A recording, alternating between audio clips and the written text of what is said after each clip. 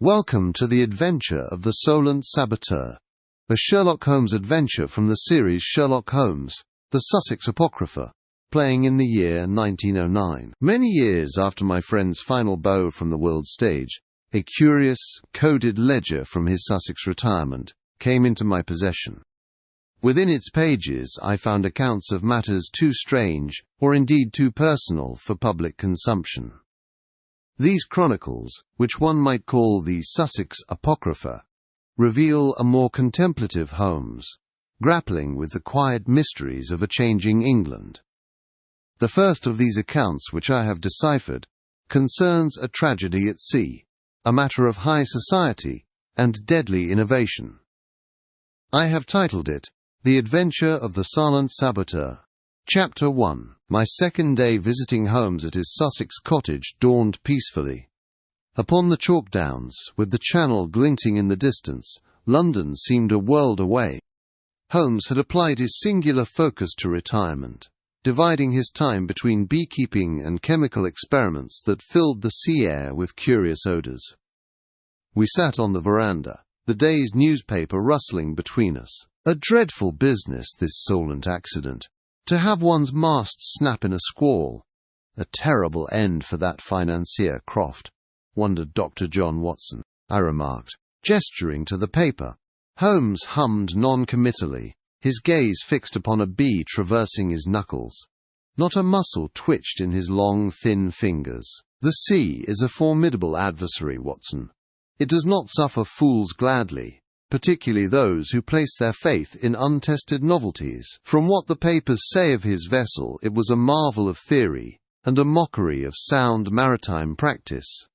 A tragedy, yes, but an entirely predictable one, explained Sherlock Holmes. He seemed ready to dismiss the matter, but his pronouncement was interrupted by the unfamiliar rumble of a motor car. The sound grew, ending with the crunch of tires on gravel, followed by a heavy tread on the path.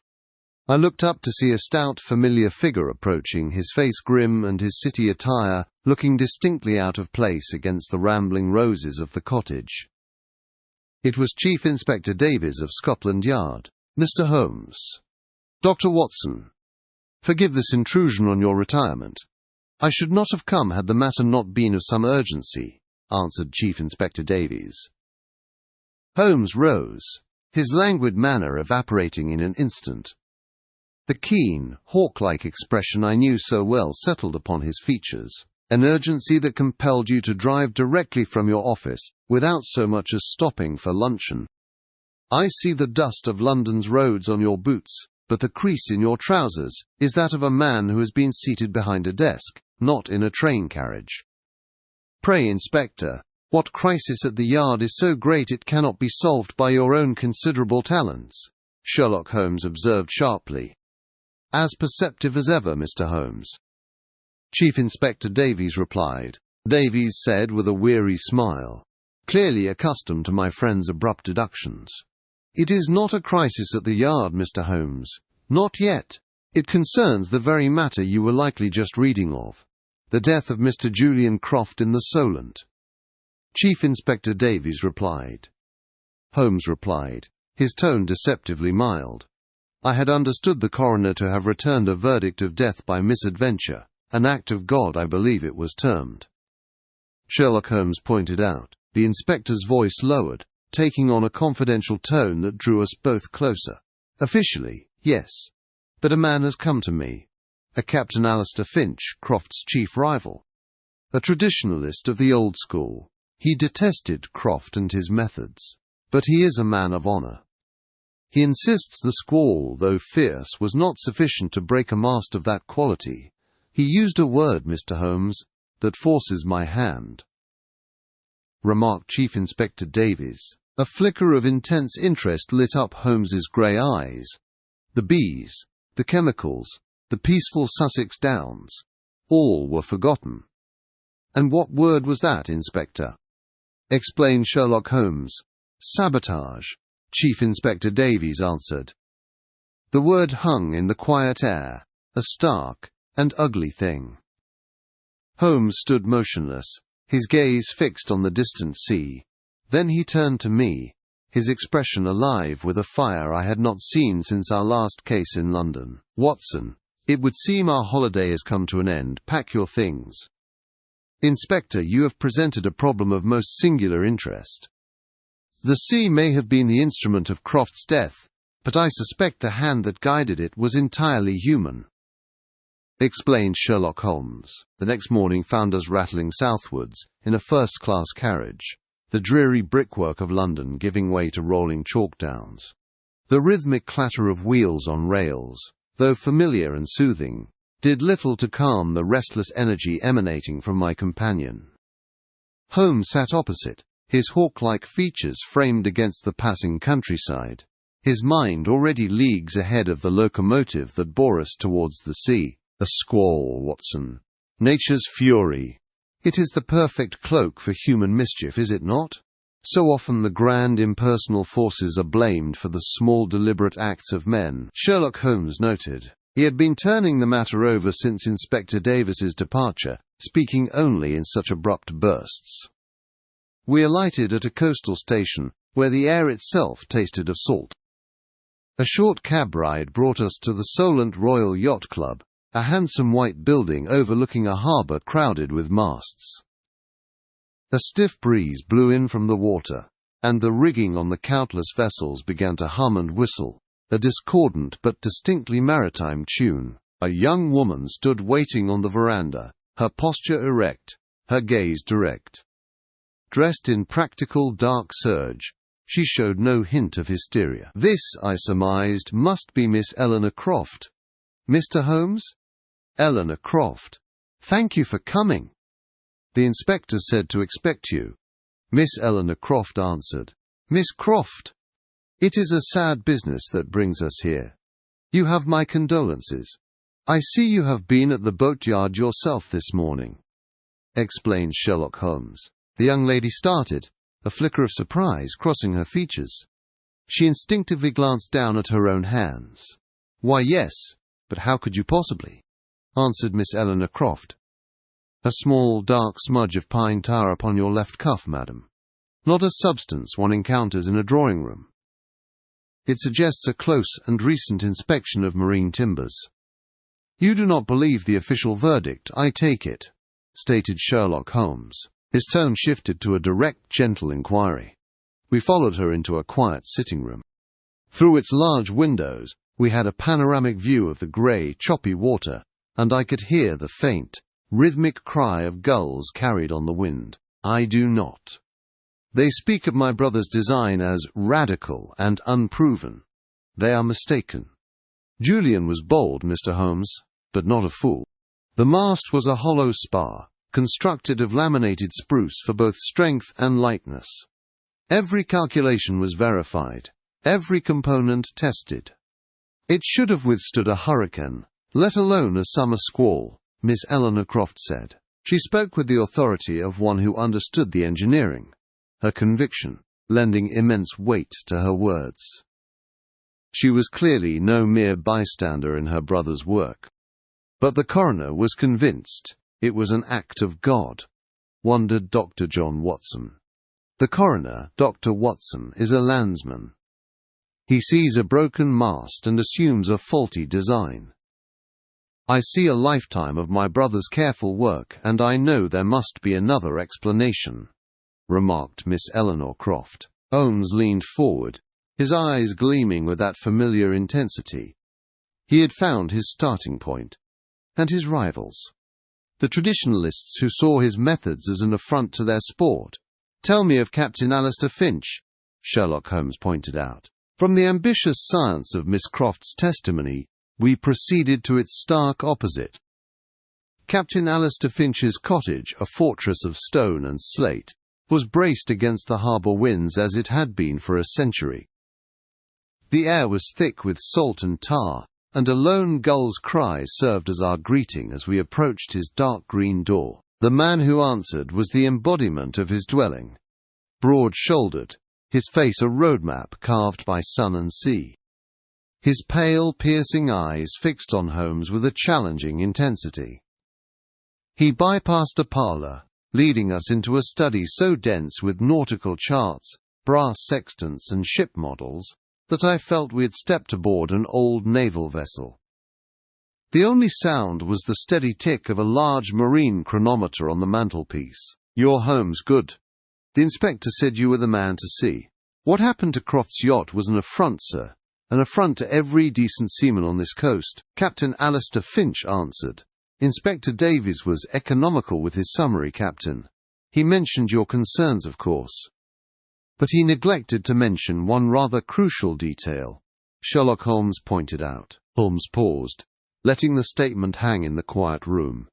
Finch shifted his weight, the floorboards groaning faintly beneath his boots. "And what might that be?"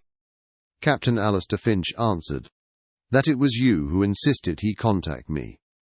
That you refused to let the matter rest. You are not merely a concerned party, Captain Finch.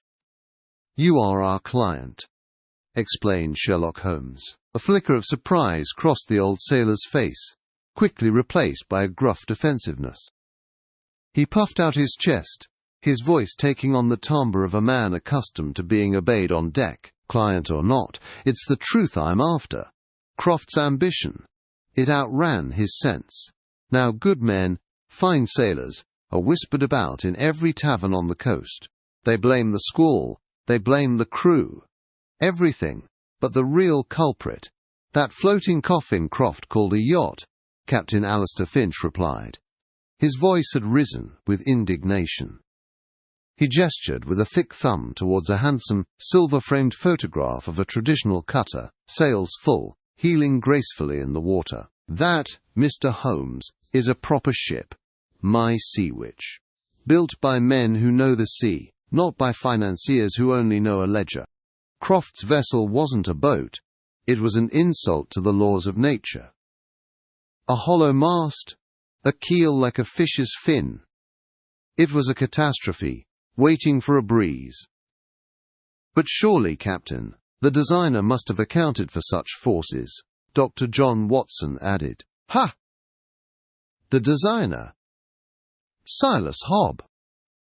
A good man, once. But Croft's London money turned his head.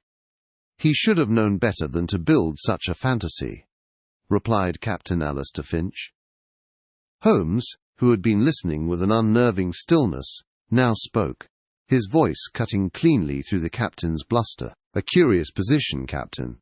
You hire me to find a murderer, yet you argue passionately that the vessel itself was the killer. If the yacht was so flawed, it was a tragic accident.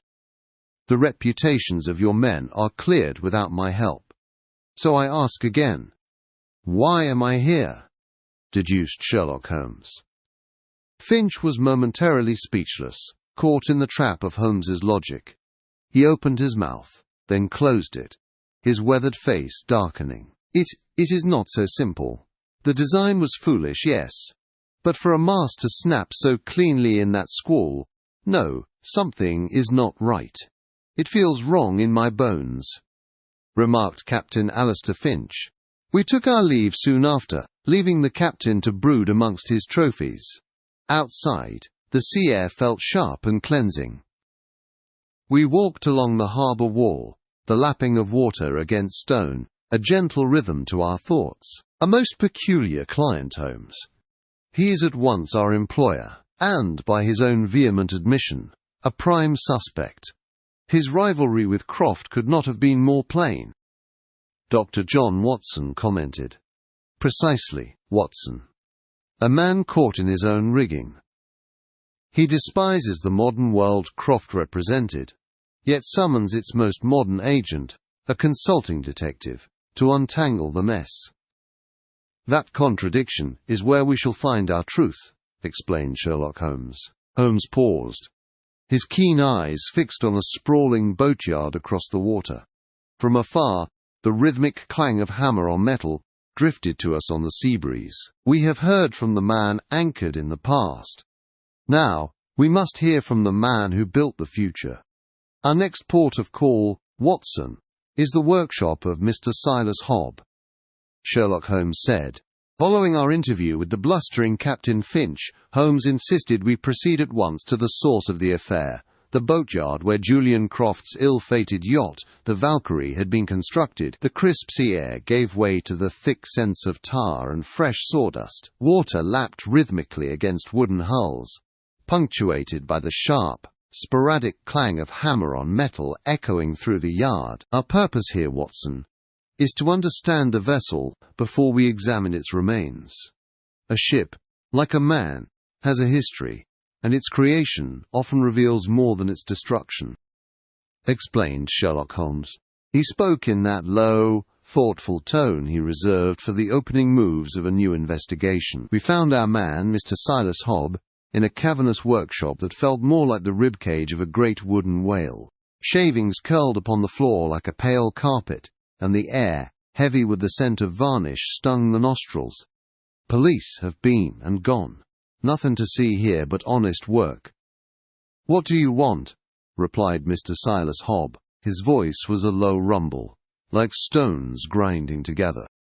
He was a man built of sterner stuff than his surroundings, compact, with forearms like knotted rope, and a face that seemed permanently set in an expression of grim appraisal.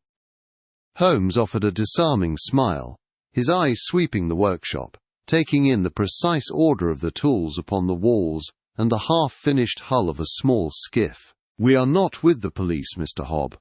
We are merely admirers of craftsmanship. The Valkyrie was, by all accounts, a masterpiece of modern design, a triumph for its architect," Sherlock Holmes said. At this, a flicker of something, pride, quickly soured by resentment, crossed the boat builder's features. He picked up a wood plane, running a calloused thumb along its blade, his gaze fixed upon the tool rather than upon us. "Mr. Croft was the owner, aye? He had the vision and the money, I'll grant him that. But vision don't shape timber. These hands did that. My design," responded Mr. Silas Hobb. "So you were the true architect of the vessel?" wondered Dr. John Watson. Hobb let out a short, bitter laugh that was little more than a puff of air. He set the plane down with a sharp rap. "Croft's name is on the papers and in the newspapers. My name was on the invoices, and they were always paid late. He got the glory, I got the splinters. That's the way of it with men like him," remarked Mr. Silas Hobb. There was a profound bitterness in his tone that went far beyond simple professional grievance. It was the sound of a man who felt his life's work had been stolen. Holmes, sensing he had struck a nerve, did not press him further on the matter. Instead, he turned the conversation to the technical details of mast construction and rigging, questions which Hobb answered with a grudging, technical pride. After a few more minutes, we took our leave, emerging from the workshop's heavy air, back into the sharp, salty breeze of the Solent. "Did you observe, Watson? Captain Finch's dislike of Croft is a matter of principle, of old versus new. It is loud and on the surface," observed Sherlock Holmes. He paused, his grey eyes fixed on the distant rigging of a schooner, which creaked faintly in the wind. A lone gull cried out overhead, its call sharp against the murmur of the tide. "But Hobb's grievance is personal. It is the quiet, festering wound of the unacknowledged creator. Finch wished Croft ill, but Hobb knew every bolt, every joint, every point of stress on that yacht. He knew its strengths, and he would know, better than any man alive, its precise weaknesses," Sherlock Holmes noted. The implication hung in the air between us, as chilling as the sea breeze. It was no longer a simple question of rivalry, but of intimate, expert knowledge turned to malice. "We have heard the whispers of motive. Now, Watson, we must go and listen to what the wreckage itself has to say." "Tomorrow we shall examine the mast," explained Sherlock Holmes. Our interview with the disgruntled boat builder had left a sour taste. The next morning found us in a bleak salvage yard on the outskirts of Portsmouth. A damp, salty wind whipped in from the Solent, carrying the mournful cries of gulls and the rhythmic, distant clang of hammers on steel. The air, thick with the smell of tar and rust, hung heavy over the pathetic wreckage of the yacht, the Chimera, laid out upon greasy, creaking tarpaulins. A monument to ambition laid low. A stout police constable, whose nameplate read Miller, stood guard.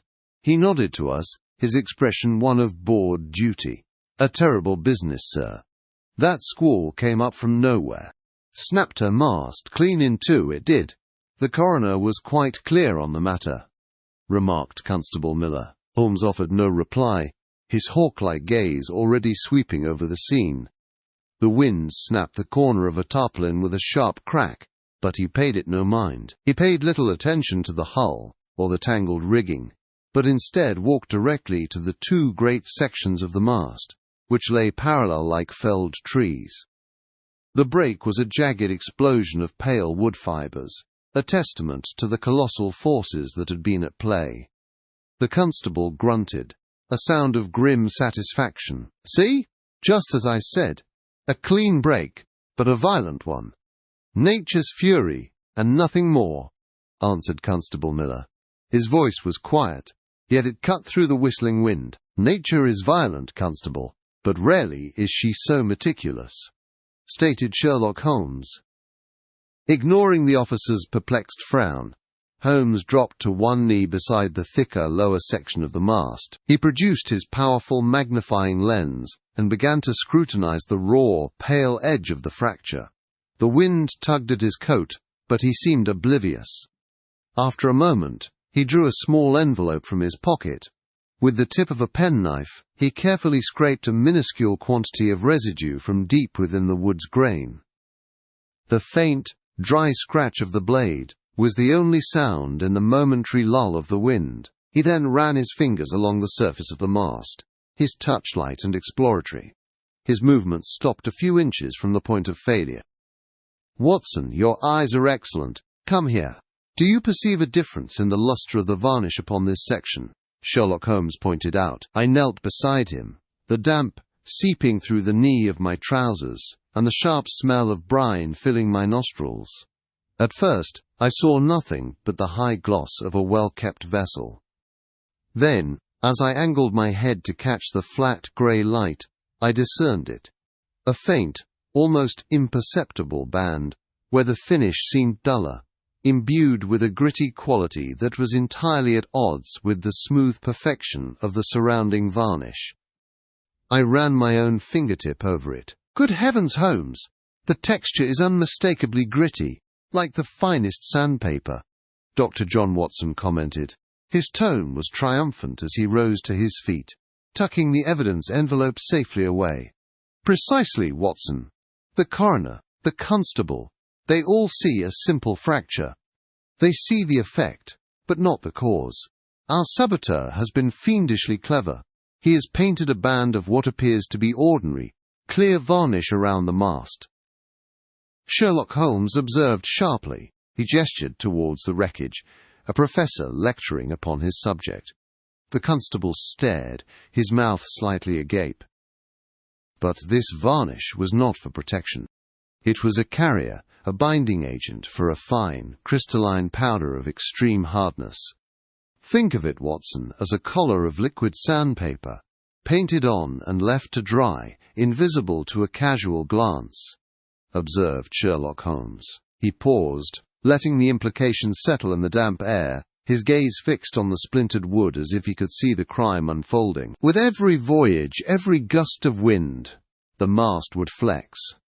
And with every flex, this abrasive collar would grind away at the wood fibers. Not a sudden cut, but a slow, insidious erosion. A wound inflicted by 1,000 tiny scratches, waiting only for the fury of a squall to complete its deadly work. This was no accident. This was murder, executed with the patience of a spider and the knowledge of a master seaman, explained Sherlock Holmes. A profound silence enveloped the yard, punctuated only by the mournful cry of a distant gull. The mystery of method had unravelled before us. Holmes turned to me, his grey eyes alight with a fierce energy. The physical evidence has told its tale. Now we must turn to the human element. While I analyse this powder, I have a task for you, my dear fellow. Go to the Royal Solent Yacht Club. Mingle. Listen to the whispers in the drawing rooms and the boasts at the bar. We have a web of rivalries to untangle, and I suspect you are just the man to find the first loose thread. Sherlock Holmes responded. Our temporary lodgings overlooked the Solent, and the sea air, sharp with salt, did little to disperse the grim atmosphere that had settled in our rooms. Holmes stood by the window, the gritty residue from the mast contained within a glassine envelope upon the table, a tiny monument to a cold-blooded crime. Your task, Watson, is one of delicate social reconnaissance. The yacht club will be a veritable hive of gossip and veiled animosity. I would be as welcome there as a fox in a henhouse, but your affable nature is the perfect skeleton key, Sherlock Holmes pointed out. And what precisely am I looking for, Holmes? Dr. John Watson replied. Look for the fractures. Rivalries, debts, jealousies. Listen to what is said of Croft, but more importantly, what is said of his rival, Captain Finch, and the boat builder, Silas Hobb. A man's reputation is a currency, Watson. I wish to know how it is spent in this community, Sherlock Holmes said. An hour later, I found myself within the polished confines of the Royal Solent Yacht Club. The air was thick with the scent of beeswax and old leather, punctuated by the polite clinking of glasses and the low murmur of privileged conversation. I secured a sherry from a passing steward and positioned myself near a group of red-faced gentlemen. Their voices, lubricated by afternoon spirits, carried easily across the room, providing the perfect cover for my eavesdropping. A terrible business, this affair with Mr. Croft. To be taken by the sea in such a modern vessel, commented Dr. John Watson. A stout man with a formidable moustache, whom I took to be a commodore, gave a dismissive snort. Modernity? Pah! No match for a Solent squall. Croft was a Londoner, you see. Thought he could buy the sea, he did. Well, it taught him a lesson, didn't it? Said Yacht Club Commodore. A younger, leaner man beside him, whose face held an almost academic fascination with the sport, spoke up. His tone was not defensive, but rather precise, as if correcting a technical error. With all respect, Commodore, it was a structural failure, not a moral lesson. Croft's vessel was a marvel of hydrodynamic engineering. Captain Finch, for all his seamanship, is a traditionalist. I myself heard him call the yacht an offence against the spirit of sail. Said younger club member. And the man who built it? Silas Hobb, I believe. Is he not considered the finest craftsman on the Solent? Wondered Dr. John Watson. The Commodore took a deep draught of his brandy, his expression souring. Hobb is a master with oak and brass, Doctor. But this vessel? Croft forced his hand with these new materials. Hobb built it, yes, but he hated every moment. Said it was a hollow shell, no heart to it. They argued bitterly over the designs. Yacht Club Commodore replied. The tension was palpable. Hobb believes a boat should be grown, not engineered. He felt his reputation was being staked on a design he fundamentally distrusted. Younger club member answered. The Commodore waved a hand, a gesture of brusque finality. Nonsense. Alistair Finch is a gentleman. A sportsman. Furthermore, he was at the anchor and chain for the entirety of that evening, drowning his sorrows. I have it on good authority. He never went near the boatyard. Yacht Club Commodore replied. The statement was delivered with such certainty that it struck me as rehearsed. An alibi offered before an accusation had even been hinted at. Filing this nugget away, I excused myself. I made my way to the pub in question. It was a far less salubrious establishment. Here, the tang of spilled ale and wet rope filled the air. A pint of your best bitter, if you please. I was told Captain Finch was in here the night of the recent storm. Dr. John Watson replied. The publican, a man whose face was a roadmap of coastal life, wiped the bar with a slow, deliberate motion. Aye, the captain was in. Sat right there. But whole night? Not a chance. Left about 8, sharp. Said the wind was turning, and he had to see to his rigging down at the Hard. Seemed in a devil of a hurry to be gone, if you ask me. Answered the publican. My heart gave a jolt. The Commodore's confident assertion of an all-night alibi had crumbled into dust before the publican's simple statement. This was it, the first clear contradiction. It was the first solid crack in the wall of local loyalty that had been erected around Captain Finch. I paid for my drink, my mind racing, and hurried back through the narrow, cobbled streets. The wind, which had been a mere breeze, now whistled a more ominous tune through the rigging of the docked ships. I found Holmes just as I had left him, though he was now bent over a large nautical chart spread across the table. His face, illuminated by the focused glow of a single oil lamp, was a study in concentration. "Holmes, I have it! Finch's alibi is a fabrication. The Commodore at the club claims he was in the pub all evening, but the publican himself states Finch left at 8 o'clock, heading for the boatyard. But there is more. The boat builder, Silas Hobb, apparently despised the vessel he was commissioned to build. He and Croft argued constantly, and Hobb felt his reputation was at risk." Dr. John Watson inquired. Holmes looked up, his grey eyes gleaming with interest. He did not move, but simply tapped a long finger on the chart before him. "Excellent work, Watson. A lie told to protect the rival, and a craftsman at war with his own creation. Two powerful motives, one of pride, one of professional integrity. This is most suggestive. However, it does not yet constitute proof of murder, merely of opportunity and animosity. To understand the men, we must observe them. Tomorrow, the regatta proceeds in Croft's memory. We shall attend. It is time to observe these rivals in their natural habitat," Sherlock Holmes noted. I returned to our modest lodgings with a sense of triumph, the inconsistencies in Captain Finch's account of his whereabouts feeling as solid in my mind as the shillings in my pocket. I presented my findings to Holmes, who listened with that unnerving stillness of his eyes fixed upon some distant point beyond the window frame. "Excellent, Watson. A fine piece of legwork. Finch's alibi is as seaworthy as a vessel made of paper. Yet an alibi is but a single plank." "We require the entire hull of the matter," replied Sherlock Holmes. Before I could press him further, he snatched his coat from its hook. The moment we stepped outside, the sounds of the regatta enveloped us. The air outside carried the thick scent of salt and tar. A brisk wind whipped pennants and flags into a frenzy. Down at the shore, the regatta unfolded like a chaotic yet beautiful ballet of sail and sea. "Observe, Watson," he said, his voice cutting cleanly through the din. "Look there," observed Sherlock Holmes. He gestured towards the water, where two yachts tacked hard against the wind. One, a classic design, moved with stately grace. The other, a newer craft with an aggressive profile, fought the waves with jerky, desperate speed.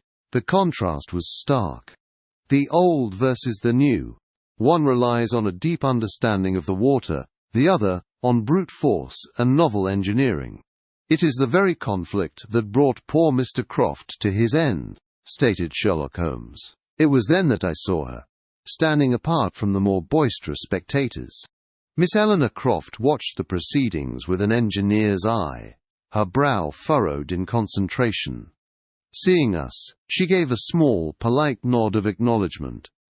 Holmes, with a purpose that told me this was no chance encounter, strode directly to her side. "A fascinating spectacle, Miss Croft," I offered, by way of introduction. Asked Dr. John Watson. "It is more than a spectacle, Doctor," she replied, her voice clear and steady, without a trace of the maudlin sentiment one might expect. "It is a laboratory. My brother believed the future of sailing was not in the cut of the sail, but in the composition of the mast," remarked Miss Eleanor Croft. Holmes leaned in slightly, his interest piqued. "Composition?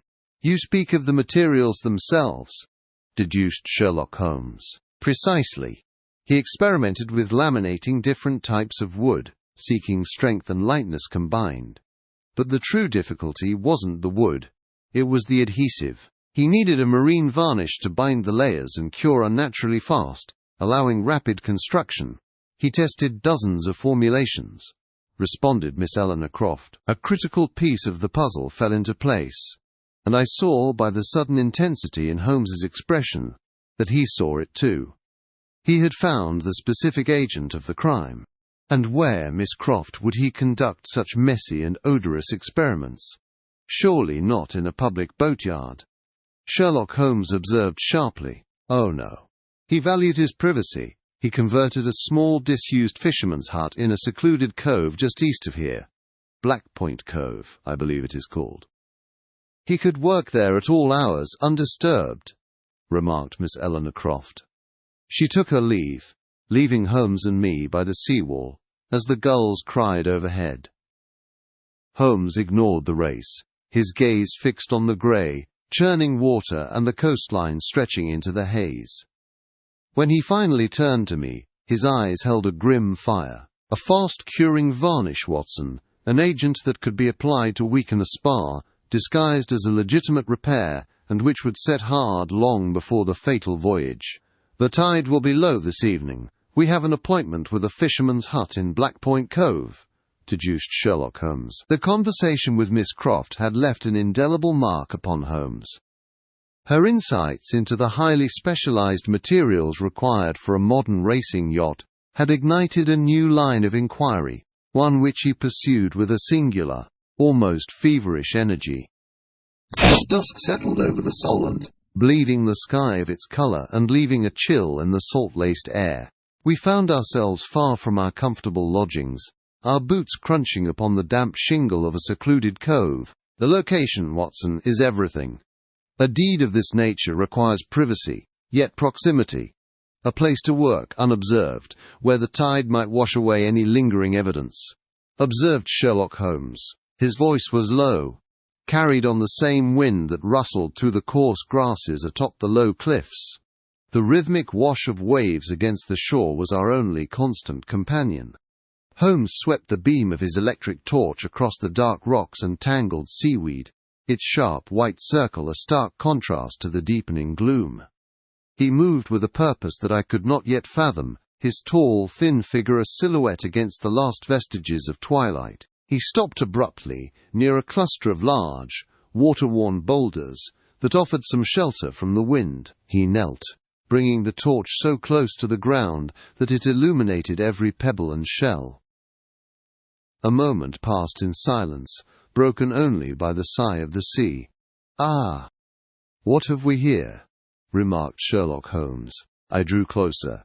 There, wedged between two rocks as if hastily discarded, was a small tin canister, its label peeling from exposure to the damp. Holmes retrieved it with his handkerchief-covered fingers, turning it over in the torchlight. Even from a few feet away I could detect a faint, acrid chemical odor. "I say, Holmes, isn't this just a common tin of varnish?" asked Dr. John Watson. "Far from simple, my dear fellow." He tapped the label with a long finger. "This is Durand's Marine Spar, the very same experimental binding agent Miss Croft mentioned. A potent, quick-setting compound used to treat the mast fittings. Not a common product found in any chandlery. It had to be specially procured," Sherlock Holmes responded. "This is more than varnish, Watson. It is the key. The saboteur weakened the mast not by brute force alone, but with chemistry.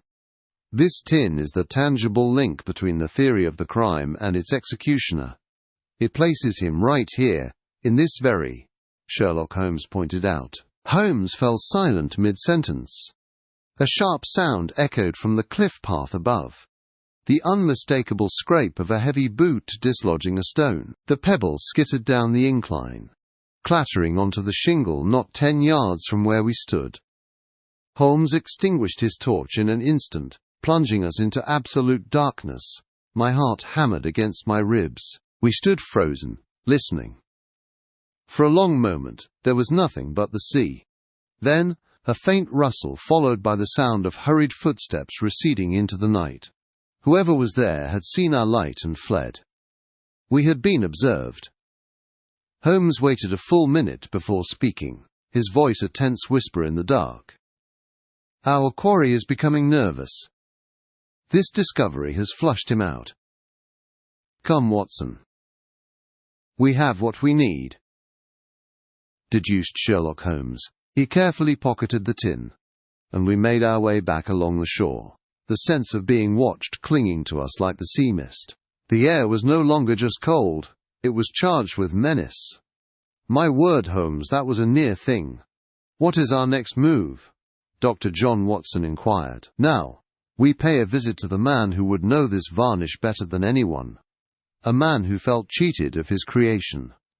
Tomorrow morning, we shall have a word with Mr. Silas Hobb, declared Sherlock Holmes. The chill of our near miss in the cove had not yet left my bones when, the following morning, Holmes insisted we return to the source of our single, tangible clue. We found ourselves once more before the broad doors of Mr. Silas Hobb's workshop.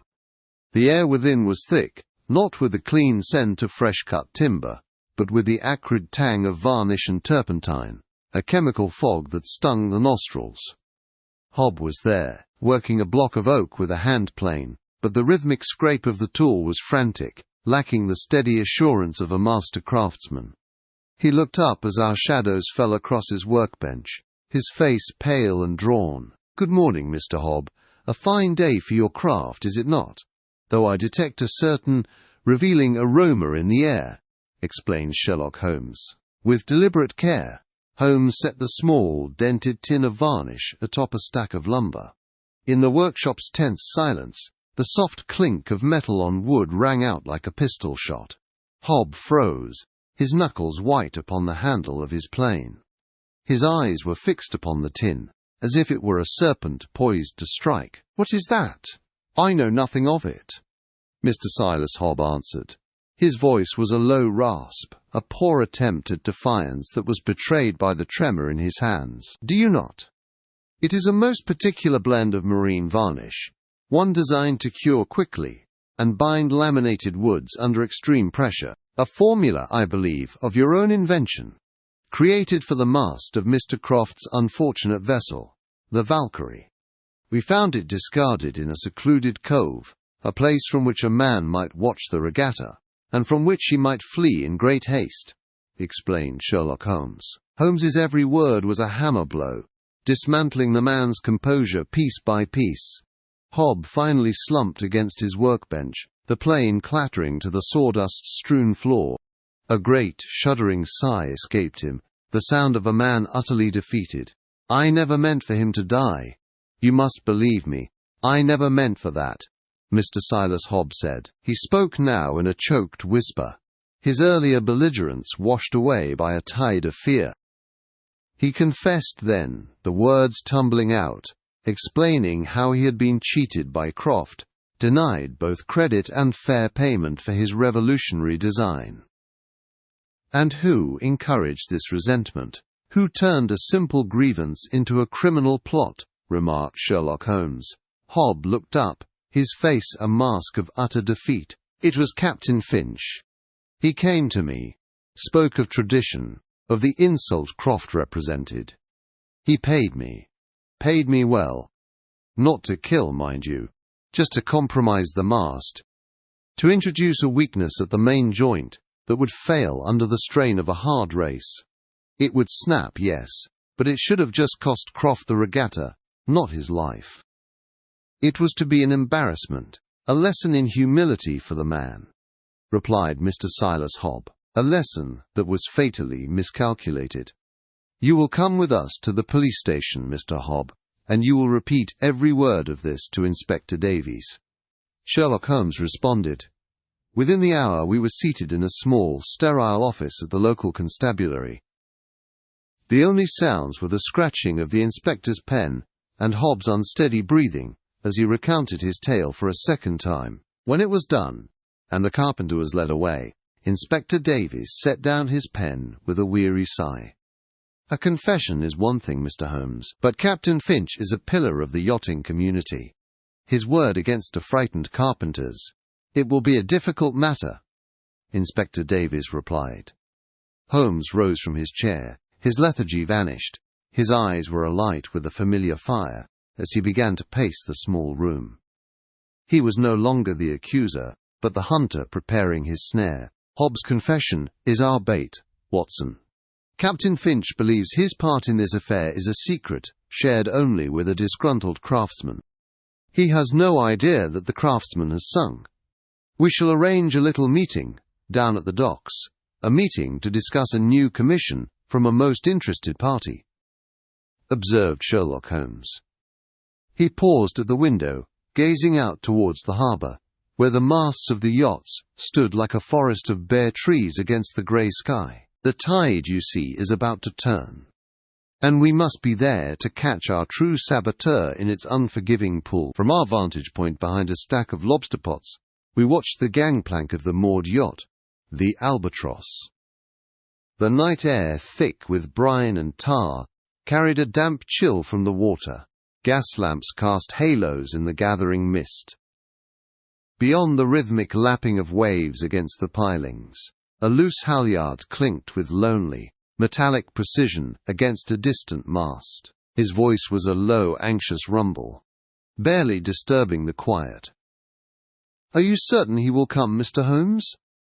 It seems a wild gambit, asking Finch to meet a supposed messenger from Hob here of all places.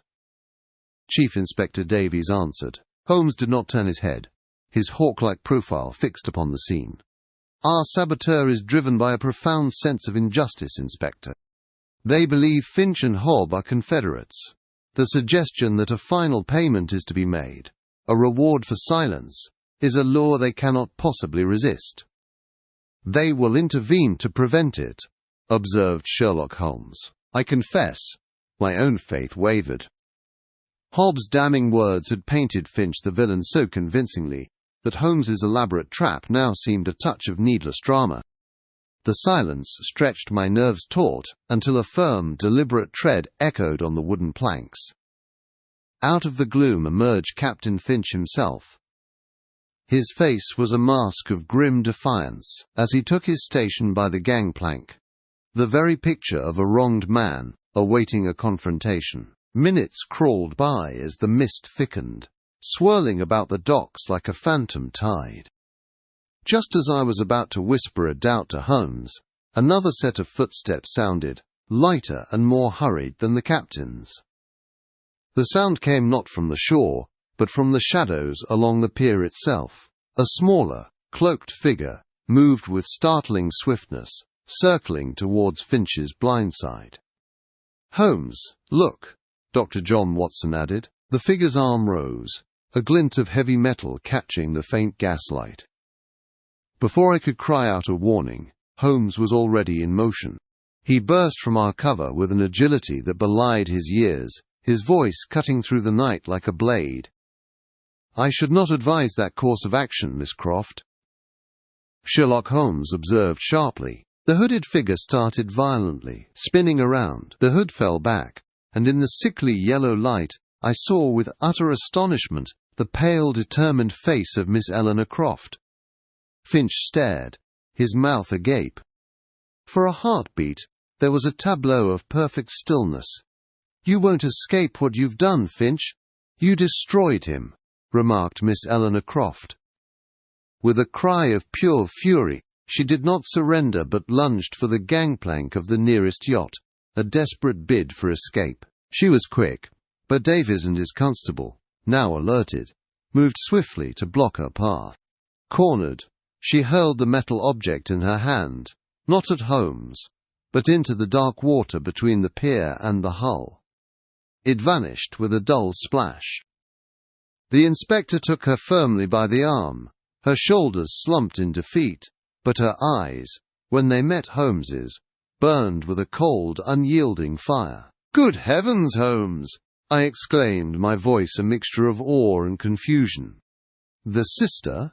But whatever could be her motive?" wondered Dr. John Watson. He did not reply immediately, his gaze fixed on the spot where the object had disappeared. "Because, my dear Watson," he said at last, his voice calm amidst the sudden activity, "she is a keen student of engineering.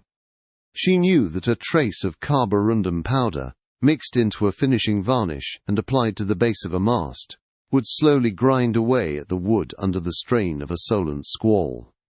A catastrophic failure, appearing as a simple accident, "She has merely disposed of the tool used for that subtle application," Sherlock Holmes said. "The chill of the Sussex Constabulary office seemed to seep into my very bones, a stark contrast to the heated confrontation on the docks that had concluded but an hour before. The air was thick, with the scent of wet wool and ink. Outside, a lone gas lamp cast a flickering, uncertain light against the window pane, its glow doing little to warm the severe functionality of the room. Chief Inspector Davies sat opposite us, his heavy form slumped in his chair, the rustle of his papers the only sound for a long moment. "Mr. Holmes, the arrest is made, the reports are being written, but my mind still struggles to accept the facts. All my years on the force, I have never encountered a method so fiendishly simple. A man's life, a fortune in timber and sail, all brought to ruin by—" "What? A pot of paint?" answered Chief Inspector Davies. "Not paint, Inspector. Varnish. And something more," Sherlock Holmes observed sharply. "The most devilish plans are often those that hide in plain sight, relying not on complexity, but on a deep understanding of natural forces." Miss Croft, who had insisted on being present, sat perfectly still. Her composure was remarkable, a quiet testament to her strength. She looked at Holmes, her eyes demanding not vengeance, but truth. "Please, Mr. Holmes, explain it. I must understand how it was done," responded Miss Eleanor Croft. Holmes inclined his head, his tone shifting from casual observation to that of a lecturer. He steepled his long fingers, his gaze fixed upon a point on the far wall, as if the entire sequence of events were projected there for his eyes only. "Our saboteur is a master craftsman.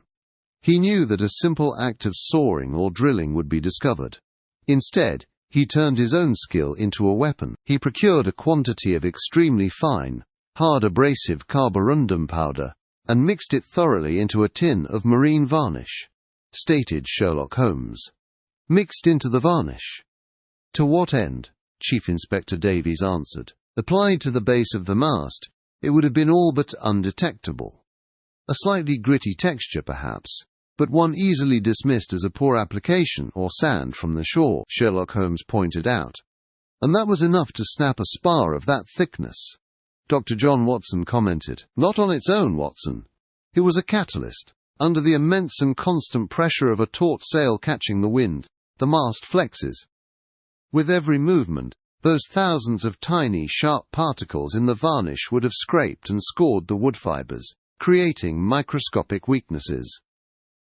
The sudden, violent strain of the squall was not the cause of the fracture.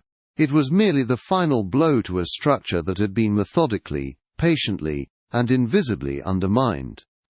Sherlock Holmes responded. Later that evening, the oppressive atmosphere of the police station gave way to the welcome crackle of a fire in our temporary lodgings. A poker clanged against the iron grate, punctuating our comfortable silence, yet unspoken questions hung heavy in the air. "But the motive, Holmes? Professional jealousy is one thing, but this is the work of a man pushed beyond all reason," commented Dr. John Watson. "Because it was never about a sailing trophy, Watson. To our culprit, this was a matter of profound personal tragedy.